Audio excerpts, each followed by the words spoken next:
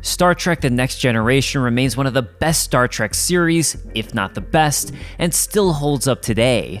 This is in large part thanks to Patrick Stewart's Captain Jean-Luc Picard, who holds together the fantastic ensemble crew, keeping a cool head in even the worst of situations. So, with the upcoming Picard title show, what are some of his best moments from The Next Generation? Let's take a look. The Prime Directive. One of the most important laws of Starfleet, in which Starfleet members must not interfere with the advancement of alien civilizations who have not yet gained a certain level of technological achievement. This law has been the centerpiece of many Star Trek episodes, with moral dilemmas frequently stemming from it. But what happens when the Prime Directive is accidentally broken and a native planet starts to worship the Star Trek crew, and in particular, Picard as a god? Or, excuse me, the Picard. I believe I have seen the Overseer. He is called the Picard. In this fantastic episode and Star Trek moment, Picard breaks down just how a false god could easily be created and how it's frequently due to a misunderstanding of science, the universe, and technology. You are not masters of life and death. We're not. We can cure many diseases, we can repair injuries, we can even extend life. But for all our knowledge, all our advances, we're just as mortal as you are. Picard has proven time and again to be a man of morals and conviction. In this episode, racism and fear take over as the crew ascertain a spy on the Enterprise, and an inquiry takes place to find if anyone helped the spy. Despite needing to stand against allegations leveled against himself in front of Starfleet, Picard refuses to back down and stands by his principles with this fantastic monologue against racial assumptions and prejudice. Mr. Tarsy's grandfather is Romulan, and for that reason his career now stands in ruins. Have we become so fearful? Have we become so cowardly that we must extinguish a man because he carries the blood of a current enemy? Similar to the Drumhead, we once again see Picard strongly standing by his principles in order to showcase the importance of equal rights. In this episode, a scientist wants to study Data, which would more than likely cause Data to lose all of his memories. A trial is set to determine if Data has the same rights as humankind, or, as a machine, is the property of Starfleet. The question of what it means to be sentient stands at the forefront. A single Data, and forgive me, Commander, is a curiosity. A wonder even, but thousands of Datas. Isn't that becoming a race? And won't we be judged by how we treat that race? Now tell me, Commander, what is Data? I don't understand. What is he? A machine. Is he? Are you sure? Yes. You see, he's met 2 of your 3 criteria for sentience, so what if he meets the 3rd? Consciousness in even the smallest degree. What is he then? I don't know. Do you?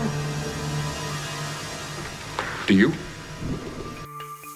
After finding a Class M planet that just might boast life, Picard and the Enterprise decide to investigate it. However, they're suddenly sucked into a wormhole and wake up away from the planet. Data informs them they were only out for 30 seconds, but things quickly begin to not add up, with it becoming more and more apparent Data may have lied to the crew and they were actually out for a full day. Do you know what a court-martial would mean? Your career in Starfleet will be finished. I realize that, sir. You also realize that you would most likely be stripped down to your wires to find out what the hell has gone wrong. Yes, sir. I do. However, in the end, Picard keeps a cool head, and when it's discovered he himself ordered Data lie to the crew over the missing day in order to prevent Starfleet from being destroyed by an isolationist alien race, Picard is once again able to order the same thing to better results.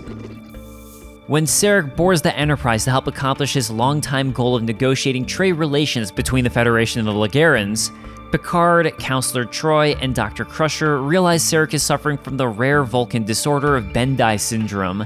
This causes Sarek to become over-emotional and even leak his angry emotions onto the crew of the Enterprise, causing them to fight amongst themselves. Picard offers to mind meld with Sarek despite the dangers to himself, which would result in Sarek temporarily gaining Picard's stability, and Picard going through all of Sarek's years of pent-up emotions.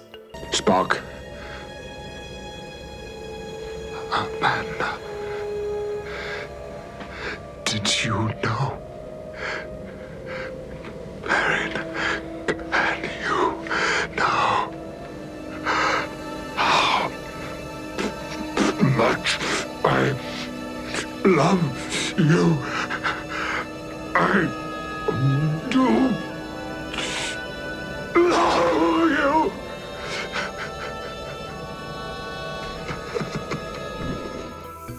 In another courtroom Star Trek episode, Picard stands up to a being claiming to be the devil. By all means, this being calling herself Ardra would appear to have godlike powers. Despite the local civilization ready to bow down to her every whim, Picard refuses to believe it, thinking this is all due to some parlor tricks utilizing technology. In a way, it mirrors his beliefs he brings up in Who Watches the Watchers, with him understanding there's more than meets the eye. In the end, with the help of Geordi and the rest of his crew, Picard is able to outwit Ardra with her very same tricks. Ardra's magic. Jarrod, would you believe me if I told you that I could steal her powers and perform the same magic acts as she does? I'm sorry, Captain Picard, but you are not Ardra. No, that's true. I'm not Ardra. But I can create tremors, just as she did. Objection, Your Honor. I think he deserves some leeway. Overruled. But that will be quite enough, Captain. Of course. Ardra, will you do the honors and stop the tremors? Of course. Is something the matter? I like the tremors. Well, I don't. The Enterprise acts as a vessel for exploring the universe and discovering alien life. And while the Prime Directive is a strict rule for more primitive races, Starfleet attempts to peacefully meet with more advanced alien societies and coexist. However, the key to this is in communication, and the Enterprise is completely baffled when they meet the Temerian race. While they can translate the words, they don't make sense, and they still have no idea how to communicate. It's only after Picard is forced onto an alien planet with the Temerian captain that he finally begins to make sense of their strange language reliant on metaphors. The beast. There was a creature at Tanagra. Darmok and Jalad, the beast of Tanagra. They arrived separately. They struggled together against a common foe, the beast at Tanagra. Darmok and Jalad at Tanagra. Darmok and Jalad on the ocean. They left together. Darmok and Jalad on the ocean.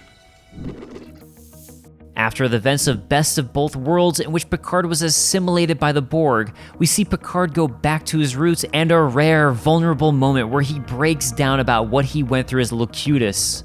You don't know, Robert. You don't know. They took everything I was. They used me to kill and to destroy, and I couldn't stop them.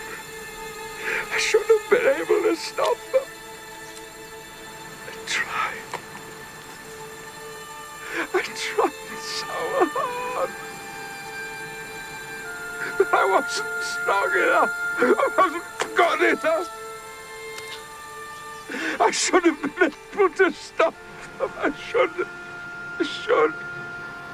So, my brother is a human being after all. In a standout performance from Patrick Stewart, Picard is struck unconscious by a beam from an alien probe. This causes Picard to experience another man's lifetime over the course of 40 years. When he awakens, only minutes have passed, leaving him rattled.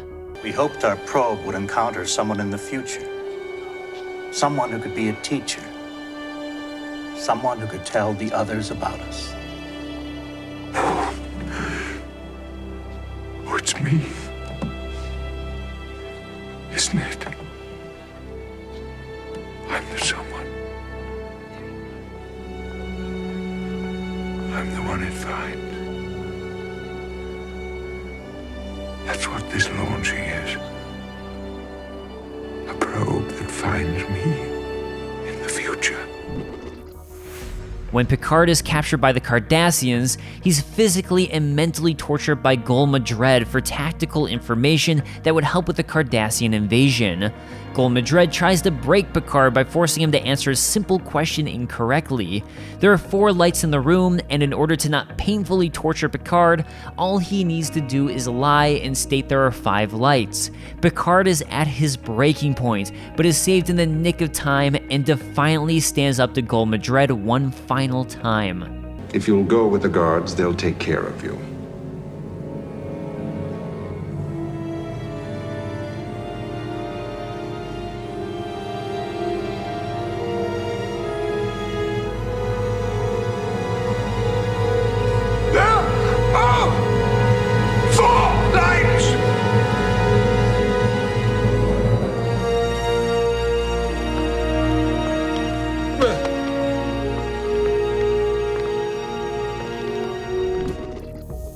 These were just some of our favorite Picard moments throughout The Next Generation, but with over 100 episodes of TNG and plenty of films, Picard has had many more moments to shine.